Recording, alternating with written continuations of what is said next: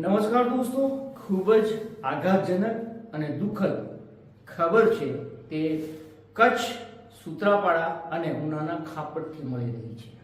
આમ તો ગઈકાલે આ સમાચાર સામે આવ્યા હતા, પરંતુ જે મૃતકો છે તેના પરિવારને જાણ ન હતી, જેના કારણે અમે આ વિડીયો બનાવવાનું ટાળ્યું હતું અને એક દિવસ લેટ કર્યું છે. શું ખબર છે એ જોઈએ. સૂત્રાપાડા તાલુકાનું પસનાવડા ગામ છે અને અહીંયા પરના હિંમતભાઈ રામાભાઈ જાદવ નામના વ્યક્તિ છે. તેમના જે પત્ની છે તેમનું નામ વૈશાલીબેન હિંમતભાઈ જાદવ છે. આ બંનેના આ જાન્યુઆરી મહિનાની અંદર લગ્ન થયા હતા. થોડાક જ મહિના થયા છે. વૈશાલીબેન છે તે પોલીસમાં એએસઆઈ તરીકેની ફરજ બજાવે છે અને બજાવતા હતા અને તે કચ્છના નખત્રાણામાં પોલીસમાં હતા. હિંમતભાઈ પણ ત્યાં હતા. હિંમતભાઈ એવું જાણવા મળ્યું છે કે કોમ્પિટિટિવ એક્ઝામની તૈયારી પણ કરતા હતા, અન્ય જોબ કરતા હતા કે નહીં એ હજુ સુધી સ્પષ્ટ નથી થયું. પરંતુ આ પતિ પત્ની જે સુખી પરિવાર છે ત્યાં રહેતો હતો.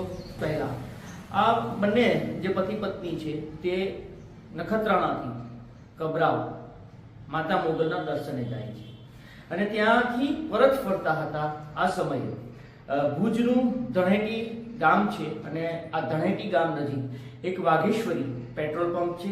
ત્યાં એક્ટિવા પોતાનું બાઇક હતું, તેનું પેટ્રોલ ભરાવવા જતા હતા.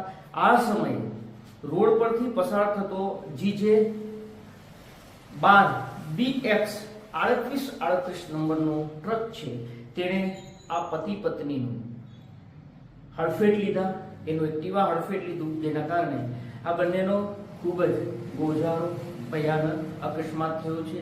બંને દંપતી છે તેનું ઘટના સ્થળે મોત થયું છે તેવી ખબરો છે તે કચ્છથી સામે આવી છે. બીજી તરફ પસનાવડા ગામ હોય, સૂત્રાપાડા તાલુકો હોય, તમામ લોકોમાં દુઃખની લાગણી છે તે પ્રસરી છે. ખાસ કરીને ક્ષત્રિય કારડિયા રાજપૂત સમાજના આ બંને દીકરા દીકરી હતા, મતલબ કે રાજપૂત સમાજમાંથી તે આવે છે, જેને લઈને રાજપૂત સમાજમાં પણ દુઃખનું મોજું છે તે ફરી વળ્યું છે. આ સિવાય હાલમાં જ મતલબ કે અત્યારે જ ઉના ગીરગઢડા રોડ છે અને આ ઉના ગીરગઢડા રોડ પર ખાપડ ગામ છે, જ્યાં 5 પીરની દરગાહની આસપાસનો વિસ્તાર છે, ત્યાં એક ખાપડ ગામના જ કારડિયા રાજપૂત સમાજના એક વૃદ્ધ છે 65 વર્ષના, તે રોડ પર પગપાળા ચાલીને જતા હતા. આ સમયે જાણવા મળ્યું છે કે તેને વાહને હડફેટ લીધા છે, જેમાં તેનું મોત થયું હોવાના પણ સમાચાર રહ્યા છે. દોસ્તો, યુવાની જે 28 વર્ષની ઉંમર હતી પસનાવડાના આ યુવાનની અને તેમના ધર્મપત્નીની 27 વર્ષ 28 વર્ષની આ બંનેની ઉંમર હતી. ખૂબ જ નાની વયમાં તેનો અકસ્માત થયો છે, જેને લઈને સૂત્રાપાડા હોય કે ગીર સોમનાથ જિલ્લો હોય, લોકોમાં દુઃખ છે, અત્યારે દર્દ છે, કારણ કે ખૂબ નાની ઉંમરમાં તેમનો અકસ્માત થયો છે અને એ પણ ગોધાનો અકસ્માત થયો છે. કહેવાનો મતલબ એ છે ઘણા બધા અકસ્માતો છે તે આપણા ગીર સોમનાથ જિલ્લાની અંદર મહિનાઓની અંદર બને છે. કોશિશ અમારી એ છે કે અમે દરેક અકસ્માતો સુધી પહોંચવાના પ્રયાસ કરીએ છીએ. આપના સુધી એના વિડીયો જે બતાવવા લાયક હોય છે આપના સુધી પહોંચાડવાનો પ્રયાસ કરીએ છીએ. દીવની અંદર પણ અકસ્માતો થઈ રહ્યા છે. જોઈએ તો ગુજરાત હોય કે દેશ હોય, અકસ્માતોનું પ્રમાણ વધ્યું છે.